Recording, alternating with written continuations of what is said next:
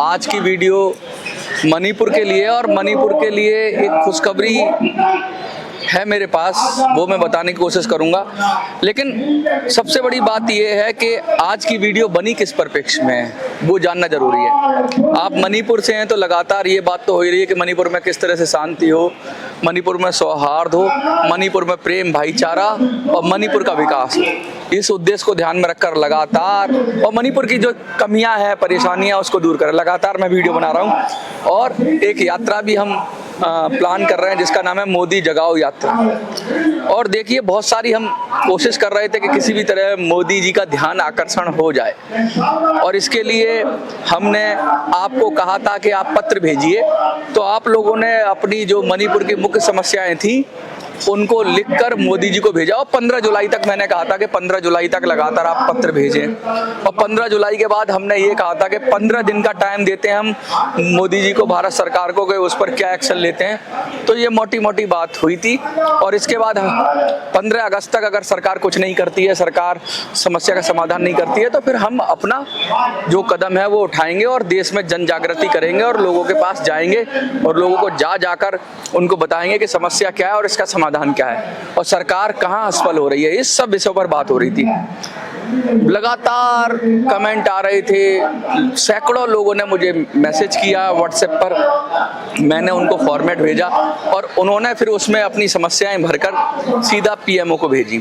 तो उसका क्या हुआ, आज 17 तारीख है, लेकिन 15 तारीख तक हमने कहा था कि इसे भेजिए। अब उस पर क्या हुआ, क्या अपडेट है, पीएमओ से क्या अपडेट है और मणिपुर का क्या हुआ, आगे हमारी योजना क्या है और कैसे मणिपुर के अंदर शांति, भाईचारा, प्रेम ये बढ़ेगा और विकास होगा मणिपुर का। मणिपुर भारत से कनेक्ट करेगा, मणिपुर भी के लोग भी अपना जो जुड़ाव है भारत से उसको और मजबूती से देखेंगे और महसूस करेंगे। इन सब विषयों को ध्यान में रखकर आज की वीडियो है। तो चलिए विधिवत शुरू करते हैं। लगातार ये बात हो ही रही थी कि भाई मणिपुर के लिए कुछ करा जाए, क्या किया जाए। तो देखिए, विपक्ष ने बहुत मुद्दा उठाया। पूरे देश में आपने देखा कि विपक्ष ने सरकार को घेरा और सरकार पर दबाव बनाने की कोशिश की, मोदी जी मणिपुर जाएं या मोदी जी मणिपुर की समस्या का हल करें। तो फिर भी कुछ नहीं हुआ। लगातार 2 साल से ज़्यादा समय हो गया और फिर भी कुछ नहीं हुआ और लोग परेशान रहे। कभी हिंसा कम हो जाती थी, कभी हिंसा बढ़ जाती थी, लेकिन लगातार स्थितियां कभी कंट्रोल में आती दिखी, कभी विकट हो गई। इसमें बहुत सारे लोगों ने अपनी जान से हाथ धोया।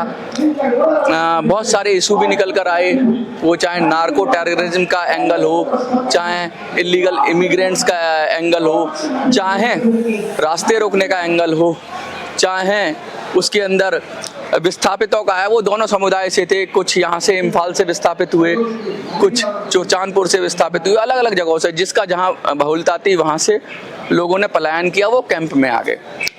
सुप्रीम कोर्ट ने भी सुप्रीम कोर्ट की जो टीम थी या जो उनके प्रतिनिधि थे वो भी जाके दौरा करके आए। विपक्ष के नेताओं ने मणिपुर का दौरा किया और कहते हैं बड़े बड़े नेता हैं वो सब गए, लेकिन इन सब ने जो भी किया वहाँ पर, उसके बाद भी शांति स्थापना नहीं हुई। सबकी नज़र प्रधानमंत्री की तरफ थी कि प्रधानमंत्री जाएं। अब प्रधानमंत्री क्यों नहीं जा रहे थे? जो ये विपक्ष के लोग जा रहे थे या और लोग जा रहे थे, वो अपना एजेंडा लेके जा रहे थे। वो प्रधानमंत्री को शायद बदनाम करने की कोशिश कर रहे हो या अपनी राजनीति चमकाने की कोशिश कर रहे हो। किसी को मणिपुर से मुझे लगता है कोई मतलब था नहीं, ना सत्ता पक्ष को ना विपक्ष को। सत्ता पक्ष अपना वोट बैंक बनाना चाह रही थी, विपक्ष अपना वोट बैंक बनाना चाह रहे थे। मणिपुर को वोट की तरह देख रहे थे और मणिपुर बेचारा तड़प रहा था, परेशान था, करे तो करे क्या, क्योंकि सत्ता पक्ष अपनी चालें चल रहा था, विपक्ष अपनी चालें चल रहा था। लेकिन इस चाल में पिस कौन रहा था? मणिपुर के लोग पिस रहे थे, क्योंकि उनको समाधान नहीं हो रहा था। मणिपुर की समस्या पर सबने रोटी सेकी। सत्ता पक्ष ने विपक्ष ने सबने रोटी सेकी और रोटी सेक, और यहाँ तक कि जो चरमपंथी संगठन थे उन्होंने भी कोशिश की कि उनका भी फायदा हो जाए, लेकिन मणिपुर का अल्टीमेट लॉस ही हुआ। मणिपुर के बिजनेस का लॉस हुआ, मणिपुर में महंगाई बढ़ी, मणिपुर में सब कुछ हुआ, लेकिन मणिपुर के लोगों का फायदा नहीं हुआ। फायदा चरमपंथियों का हुआ, जो कट्टरपंथी थे उनका फायदा हुआ, जो भारी ताकतें थी उनका फायदा हुआ, सबका फायदा हुआ। विपक्ष को भी फायदा हुआ पूरी देश में सरकार को बदनाम करने के लिए। और सरकार का क्या फायदा हुआ? कुछ लोग कहते हैं कि बहुत सारे लोगों ने बहुत सारा, सरकार से जुड़े हुए लोगों ने बहुत सारा पैसा बनाया, इधर से पैसा लिया, उधर से पैसा लिया। मैं उसमें नहीं जाता क्योंकि वो चीजें हम सिद्ध नहीं कर सकते, लेकिन अल्टीमेटली सबका फायदा हुआ, लेकिन मणिपुर का फायदा नहीं हुआ। तो हमने बहुत सोचा विचारा कि करे तो करे क्या, प्रधानमंत्री तक ये बात कैसे पहुंची जाए।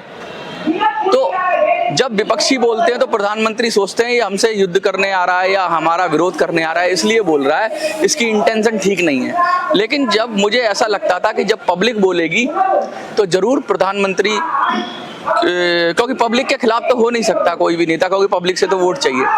अगर पब्लिक लिखना शुरू करे अपनी परेशानी, अपनी मजबूरी, मणिपुर की समस्या, तो मुझे लगता है जरूर नेता उसकी तरफ ध्यान देगा। वो किसी भी पार्टी का हो, जो सत्ता में है वही उसकी तरफ ध्यान देगा। तो इसलिए मैंने ये विचार ही सोचकर मैंने कहा कि लाखों लोग, 11 लाख लोग कम से कम प्रधानमंत्री को पत्र भेजे। अब कितने भेजे उसका डाटा तो उपलब्ध नहीं हो पा रहा है, लेकिन मुझे ये पता है कि हजारों की संख्या में आप लोगों ने, और हो सकता है लाखों तक भेजा हो, लेकिन मुझे क्योंकि मैंने ही जो पत्र फॉरवर्ड किए हैं लगभग सैकड़ों और हजारों की संख्या में, मैं लगभग 1000 के करीब तो लोगों को मैंने भेजा। उन्होंने मुझसे मांगा तो मैंने भेजा, पत्र भेजा, फॉर्मेट भेजा। तो मुझे ऐसा लगता है उन्होंने भी कहा था कि हम और लोगों से फॉर्म भरवा के भेजेंगे और सीधा पीएमओ को भेजेंगे। डायरेक्ट वन वे, मतलब डायरेक्ट 2 वे कम्युनिकेशन होगा प्रधानमंत्री का और लोगों का। लोग सीधा प्रधानमंत्री से संवाद करने की कोशिश करेंगे और अपनी प्रॉब्लम बताएंगे, और इसका परिणाम क्या होता है ये देखने वाली बात होगी। हमने सोचा था कि 15 जुलाई तक इसको हम पत्र भेजने का कार्यक्रम करेंगे और 15 जुलाई के बाद जो इसका परिणाम आएगा वो बताएंगे। खबर तो अच्छी ही आ रही है, इसे खुशखबरी भी कह सकते हैं या गुड न्यूज कह सकते हैं। मणिपुर के लिए गुड न्यूज है ये। अब ये, अगर ये न्यूज, जो ये खबर है, ये जो सूत्रों से आ रही है, अगर ये खबर सच हो जाती है तो मुझे लगता है मणिपुर के लिए बहुत बेहतर होगा। तो वो खबर क्या है ये मैं बताऊंगा आपको, लेकिन उससे पहले मैं उन सबका धन्यवाद करना चाहता हूं जिन्होंने सचमुच शांति की पहल की। कुछ लोग तो चाहते हैं कि लड़ाई हो, झगड़ा हो और जिससे उनका फायदा होगा।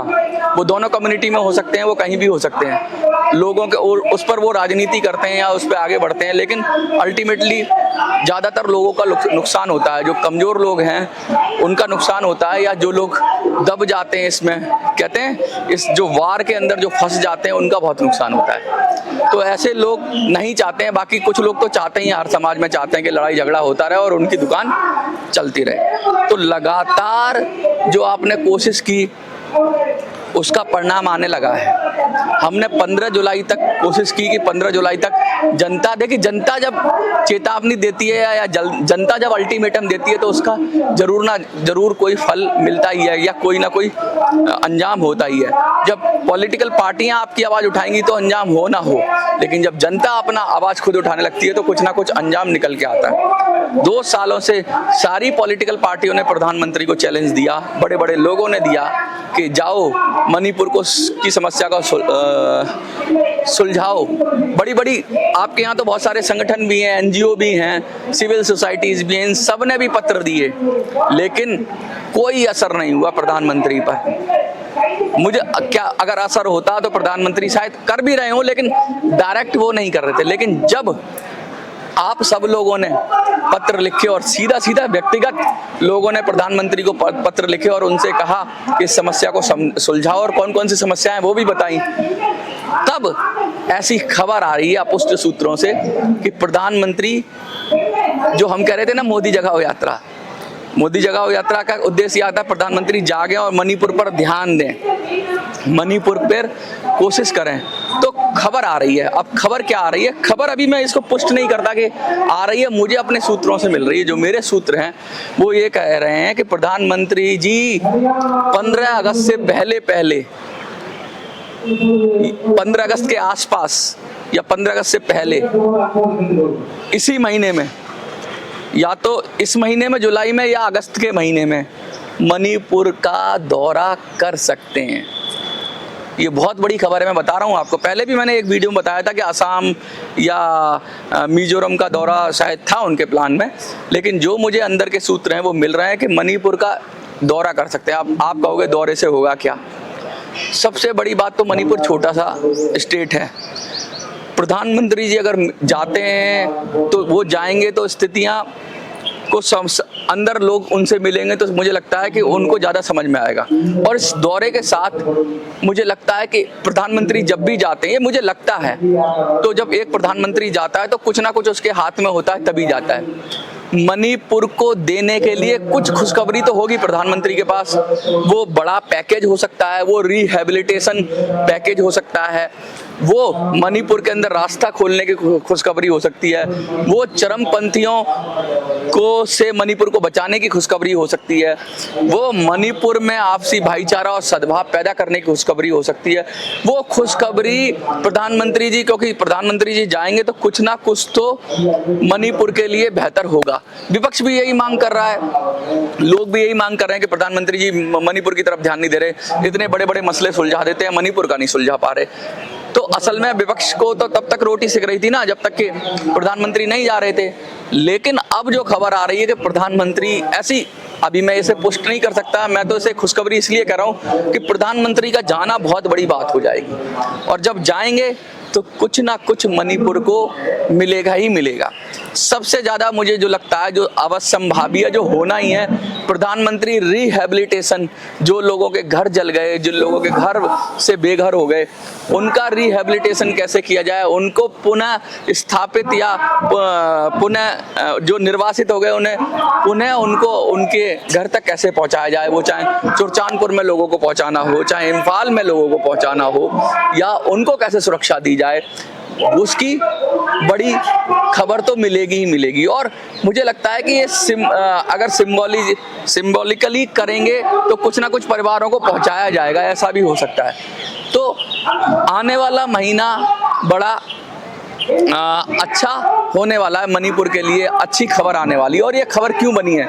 ये खबर किसी पॉलिटिकल पार्टी के प्रेशर से नहीं बनी, ये खबर किसी चीज़ की उससे नहीं बनी, ये खबर बनाई है आप लोगों ने पत्र भेजकर। क्योंकि प्रधानमंत्री को, जैसे जब दिल से कोई बुलाता है, तो मणिपुर की जनता ने प्रधानमंत्री को अपनी समस्या बताई और मुझे लगता है दिल की आवाज़ दिल तक पहुंच गई है, तभी ये खबर बन रही है कि मणिपुर के अंदर वरना कहीं से कोई खबर आपको सुनी थी कि मणिपुर में प्रधानमंत्री आ भी सकते हैं? जा रहे हैं तो कुछ ना कुछ मणिपुर को मिलेगा। और हम भी मणिपुर जा रहे हैं, हमसे पहले प्रधानमंत्री पहुंच जाए तो बहुत अच्छी बात है। हम तो ये चाहते हैं कि हम जब पहुंचे तो मणिपुर में अमन और शांति हो ही जाए, अमन हो जाए, शांति हो जाए, प्रेम, भाईचारा, सद्भाव, महंगाई कम हो, रास्ते खुलें, समाज में समरसता आए, लोग आपस में मिलजुल कर रहें। तो प्रधानमंत्री जी पहले पहले पहुंचे, हम बाद में आएंगे, हम भी आ रहे हैं। तो हम तो ये उम्मीद करते हैं कि प्रधानमंत्री जी मणिपुर की जनता की सुनेंगे और ये खुशखबरी जो आ रही है, जो गुड न्यूज़ आ रही है, इस गुड न्यूज़ को पर सबसे पहले कोई बताने वाला हो तो शायद मैं ही हूँ। अब तक आपने नहीं सुनी होगी ऐसी बात, लेकिन अगर ये गुड न्यूज़ हुई तो आप अपनी आपकी पीठ थपथपाइए कि आपने मेरा साथ दिया, पत्र लिखे, ये बहुत बड़ी बात है। और प्रधानमंत्री आएंगे तो देखो, शायद समर्थ लोगों को, जो अपने अपने जगह पे मजबूत हैं, उनको फ़ायदा ना हो, लेकिन जो कमज़ोर हैं, जो सचमुच परेशानी में हैं, जो हवाई यात्रा नहीं कर सकते, जिनका घर बार छिन गया है, उनको ज़रूर कुछ ना कुछ मिलेगा। ये मुझे उम्मीद है और ये मेरी उम्मीद आपकी उम्मीद से जुड़ गई है, क्योंकि आपने और हमने मिलकर ये उम्मीद जगाई है। कोई पॉलिटिकल पार्टी ने प्रधानमंत्री के खिलाफ उल्टा सीधा बोलकर या प्रधानमंत्री को बदनाम कर नहीं हुई है ये बात। ये प्रधानमंत्री को एक स्पष्ट, अब बदनाम करना और चेतावनी देना अलग अलग है। मणिपुर की जनता ने चेताया है प्रधानमंत्री को, मणिपुर की जनता ने प्रधानमंत्री को जगाया है, विपक्षी पार्टियों ने नहीं जगाया। और मणिपुर की जनता, तुम्हारा बार बार धन्यवाद, तुम्हारी चेतावनी का असर लग रहा है मुझे, तुम्हारे पत्र का असर लग रहा है। अब मैं ये चाहूँगा, जिन जिन ने पत्र भेजे थे या जिन जिन को पत्र मिले थे, वो यस कहें या गुड न्यूज़ लिखें कमेंट में, जिससे पता चले कि कितने लोगों ने इसमें हिस्सा लिया और कितने लोगों की वजह से ये खुशखबरी आई। संख्या हजारों में, लाखों में भी पहुंचेगी और मुझे लगता है कि वो अब जो खुशखबरी है वो जल्द ही मणिपुर के लिए आएगी। मणिपुर के हालात और बेहतर होंगे, शांति आएगी और हम भी मणिपुर जाएंगे, ऐसा मुझे उम्मीद है। और आप सब लोगों के कंधा से कंधा मिलाकर मेरी यात्रा में भी मुझे सहयोग करेंगे, मेरी मदद करेंगे। मेरे नंबर पर मुझे संपर्क करके अगर आप कुछ मदद करना चाहेंगे और आप कुछ, वो मदद बौद्धिक रूप से हो सकती है, ज्ञान के रूप में भी हो सकती है, आपकी फाइनेंशियल हो सकती है, वो मदद जब मैं बताऊंगा तब आपसे लेनी है। लेकिन आप कम से कम तैयार रहें और मेरा नंबर नोट करें। और मुझे लगता है कि ये 2025 मणिपुर के अंदर खुशहाली का साल होगा, मणिपुर को नई रोशनी दिखाने का साल होगा। मणिपुर में नया सूरज उगेगा, वो सूरज ज्ञान का, शांति का, प्रेम का, भाईचारे का होगा और वो सूरज होगा सबका साथ, सबके विकास का। और वो सूरज शायद ऐसा भी हो कि प्रधानमंत्री की यात्रा भी संभव करा दे। और अगर ये प्रधानमंत्री की यात्रा होती है तो किसी पॉलिटिकल पार्टी की वजह से नहीं, आपके पत्र की ताकत से होगी।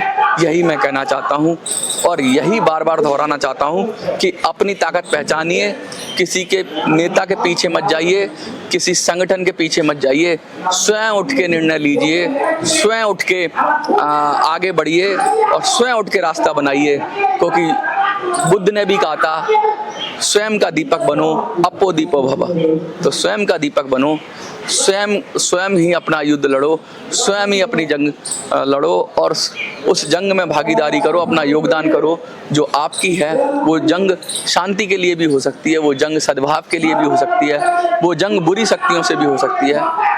लड़ाई जरूर लड़ो, लेकिन किसी को नुकसान पहुंचाने के लिए नहीं, अपने आप को बचाने के लिए और अपने आप को, अपने देश को, अपने समाज को, अपनी सोसाइटी की रक्षा करते हुए, दूसरे को कम से कम नुकसान पहुंचाते हुए, आपस में समरसता बनाते हुए, आपस में गठजोड़ करते हुए एक ऐसे स्वर्णिम मणिपुर को बनाओ, ऐसे स्वर्णिम भारत को बनाओ कि पीढ़ियां याद करें कि हमारे पूर्वज कितने जबरदस्त थे, कितने शानदार थे, कितने क्या बोलें आत्मीयता वाले थे, कितना प्रेम था उनका।